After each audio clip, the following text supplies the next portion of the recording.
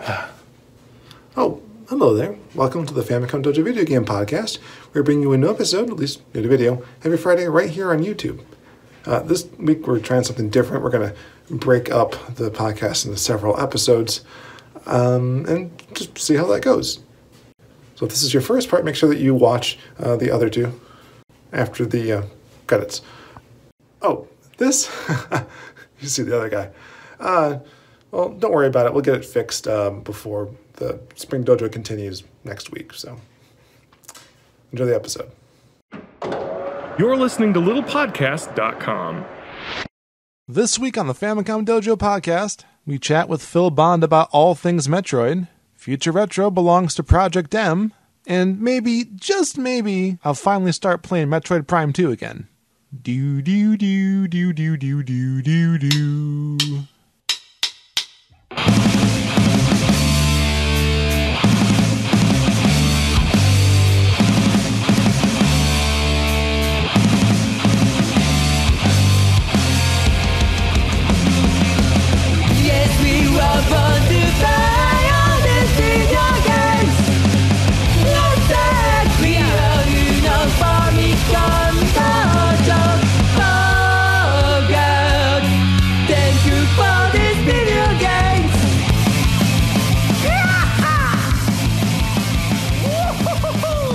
How does this work?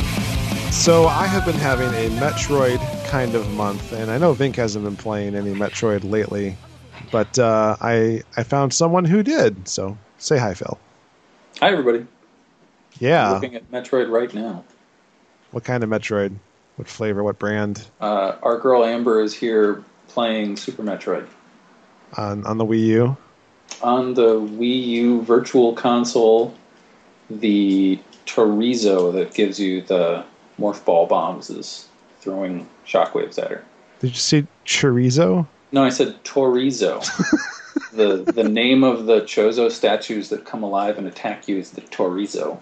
I did not know that. With a T. There's this first one, and later in the game there's a gold one that actually has something to do with an interesting debug mode, but I don't know if we'll get to that today. Is she having trouble? No, not really. I thought I heard no gosh. Okay, she had some trouble. Yeah.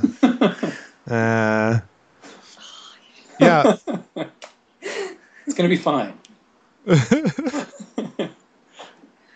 So I've been putting up some Super Metroid videos, clips I took from about a year ago when this came out on Virtual Console initially, and I got really excited about it, especially after the whole "Why can't Metroid crawl" thing exploded. Everyone got really excited about crawling. Oh dear God! So I just wanted to play this game, and I really love it. And I remembered vaguely there were some things I could do a bit early, and then I ended up watching some videos by a guy called Lancoon. Should we refresh people's memory on Why Can't Metroid Crawl? Oh goodness. Okay, let's do that first. All right. Everyone should know that Samus turns into a morph ball, and I'm looking right now at the Why Can't Metroid Crawl meme shot. The joke is that new players would find a space in the game that was one block tall, and they wouldn't have the morph ball yet, and they wouldn't know how to get through. They'd say, "Why can't Metroid crawl?" And some of that may have been disingenuous sarcasm. Yeah. Like if you follow the Miiverse posts of the person who initially made that comment, it seems like they were really just trolling people hard. But it doesn't really matter because I think the sentiment is fair. Uh-huh. But that got me on this whole, old guy screed, and I really wanted to learn more about how to play this game better. And I found Lancoon, who was showing some sequence breaking and not doing a really great job at it per se, but really did a good job explaining what he was doing at any particular point, which then led me to speedruns. And oh my God, I feel like such a fool next to these people. Yeah, I've watched some GBA speedruns that are pretty great lately. Ugh. I don't generally like speedruns at all, especially for a certain series, but I feel like Metroid is the one series that begs to be speedrun, directly and literally. Super Metroid in particular just almost seems like it was built to break sequences, especially as fast as you can potentially get to Kraid if you're skillful enough. Although there are a couple of spots where you will die if you do it wrong. But that led me to making a whole bunch of videos, and we were going to do a bunch of train your games about those. And the original idea for that series of videos was to have the old man explain it, but typically he only tells half truths about misremembered facts. But in this case, he would actually give you the skills needed. And without going into a lot of detail, it took forever to get the scripts written, and then Vink had his accident and broke his camera within weeks of each other. So we never got it done. But I had this video laying around, and then I looked at the timestamp, and it was like June of last year. I'm like, oh god, I gotta get this out. And then I was doing that, and you made a comment to me after you saw one posted on Facebook about how the wall jump is in every 16-bit Metroid game. Yeah. Even though Super Metroid is the only one that makes an attempt to teach it to you. Right. Yeah. And I Yeah. actually picked up Fusion again, and those critters are on the space station. Spoilers. Mm-hmm. And I think maybe at that point it's to remind you of that fact, because there is one thing. There's at least one spot I can think of where you have to wall jump in order to get to the boss in that area. No, you never need to wall jump in either of the GBA games. What? You never need to wall jump, and you never need to shine spark. It could be very advantageous. It'll give you lots of good routes, and there are missile and power bomb expansions that you can't get without knowing how to do that. But you do not need that knowledge in order to beat the final boss and win the game. Well, balls. I thought for sure that I had uncovered some vast, awesome secret. Nope. Right. Okay, so you had, I guess, gotten off a stint to play Infusion and were looking for a copy of Zero Mission. Mm-hmm. Yeah, my first one had gone missing. Very unusual for me. I carry around, 60 pounds of old cartridges, and on the rare occasion that I actually want to replay one, it's not there in the pile. So that was sad, but we tracked one down. It's worth a good amount of money, too. It's worth just about original retail price, even without the box. How much? It was like $30? Yeah, it's $35. Yeah, that's not... Depending on how fast you want it. Wow, I guess. Yeah, I still have my copy. I think I have the box, too, somewhere. Mm-hmm. And so I went on vacation about a week ago and had time to play, and I beat it in I did some backtracking and trying to get a lot of items, but I think I beat it in about less than 6 hours, and I spent another hour just trying to get power-ups and get it closer to 100%, because I don't think I was even over 70 when I finished it. But one of the things, because we were talking about this back and forth for I don't know how many days, and I kept spamming you with screenshots like, did I break the sequence here? Am my sequence breaking here? You're like, no. The game was trolling me. Son of a bitch. It's true though. It's like you can end up behind these Chozo statues that sit down after you go into their glowing claws, and you can't go the opposite direction basically. Mm-hmm. There's a couple of spots in Zero Mission.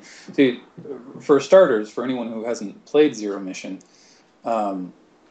they do something no other Metroid game does, which leads a lot of people to say that game is very easy, and I'm not even going to argue with that sentiment, but one of the changes of Zero Mission, which is supposed to be a rewrite and expansion of the original Metroid game, is that the game is littered with Chozo statues that were never there before, that serve no function except to give you a map prompt for where to go next, and to refill your energy and missiles anytime you visit them again.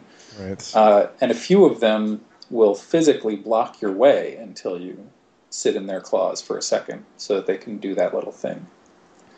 And the text Sean is referring to, he sent me a picture of approaching one of these statues from the back, and he thought that he had sequence broken the game. He he thought on many occasions that his knowledge of wall jumping was taking him beyond the boundaries of where he was supposed to be, but he was really exactly where he was supposed to be, and the game was just taunting him that he was supposed to come at that room from the other side, which requires you to find a secret room, which is, something that happens all the time in any Metroid game.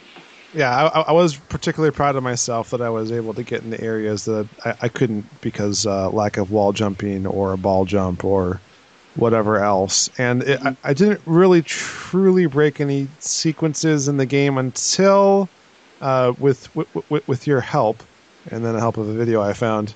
I was able to get super missiles a bit early, but I don't think it made any difference. Mm-hmm. Yeah, I don't really know. I don't really know how dramatic that little sequence break is. There's a spot in the game where you're supposed to earn the super missiles according to the design progression of the game. You're supposed to face a wasp boss. Yeah. But which I eventually met.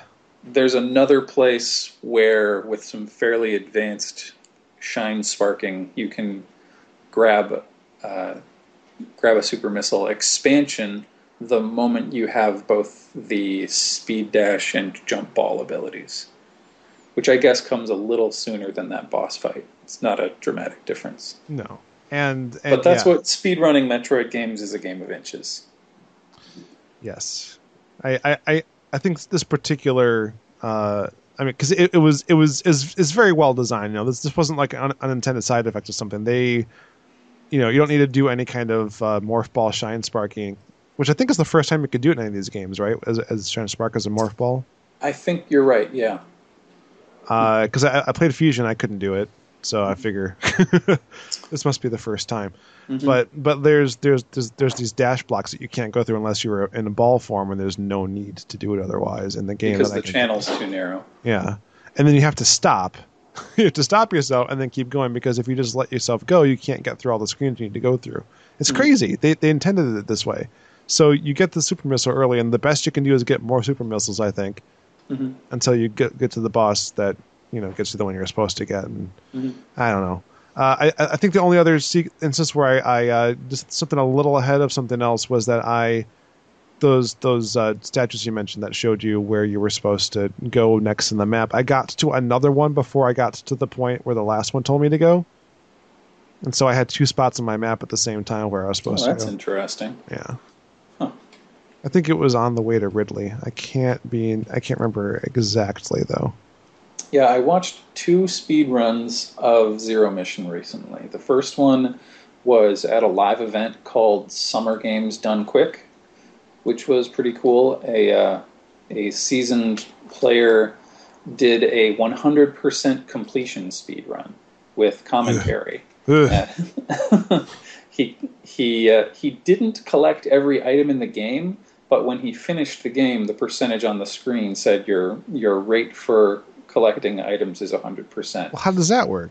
He skipped the Varia suit because apparently if you just never pick up the Varia suit, but then you do get the gravity suit, they assume you must have gotten the Varia at some point. So he's charging through superheated areas and just scraping by with only 20 energy left here and there because he knows that the game will eventually assume he got it, whether he did or not. Ah, man. He went most of the game without the long beam, and I don't know if he ever got that. And he ran right by the charge beam several times. Like he would run right under it with it hovering over his head. Because I think in some Metroid games, only the expansions count toward your completion percentage. Okay. I'm not saying that's the case here. I'm just saying that it might be unintuitive which things are required in order for the game to tell you you've gotten 100%. That's insane. I watched one that you sent me where it was like a 4-way speed run, and I cannot remember the name of one of the guys whose name I should know if I ever hear it. Kirby Basta? No, that's not the one. You're 1 for 4 so far. Well, that was one of the 3-way Fusion speedrunners. Oh, was it Fusion? No, I thought it was Super Metroid I was watching. I didn't watch any 4-way speedruns for anything but Fusion. All right, See, maybe during Summer Games Done Quick in late June, they had 3 players race through Fusion as a 1% race. The idea being that they would collect the absolute bare minimum of power-ups possible throughout the game. Ugh, all right. And it came down so close. I think they each died once. One of them may have died twice, but the race between second and third came down to less than a second. Oh, no. Yeah, and one of the players' names was Kirby Masta, and he was the guy who immediately afterward did a 100% run of Zero Mission. I posted this to my wall. I'm going to look at my wall. All right. While I'm doing that. So, I'm nowhere near as good as these speedrunners, but I was having a good old time going through Zero Mission and sort of comparing my memories of it to what I was actually experiencing.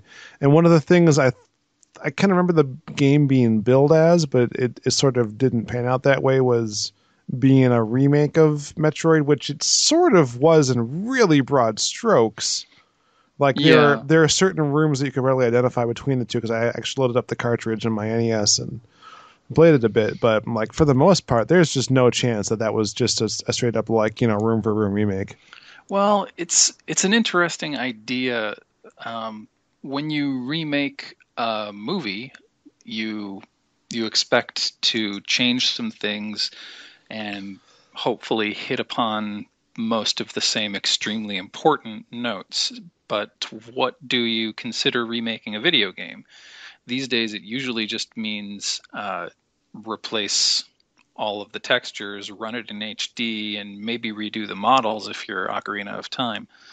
But Zero Mission is one of the most interesting attempts at a remake ever, because it was sort of like a movie remake. They hit upon most of the same important points, but then, like Tim Burton's Planet of the Apes, they really, really changed the ending. Right. I think I told you I felt like the game should have ended with Mother Brain, but it doesn't. And does that cheapen the end? Because I don't know. No, that's the main value add of the game.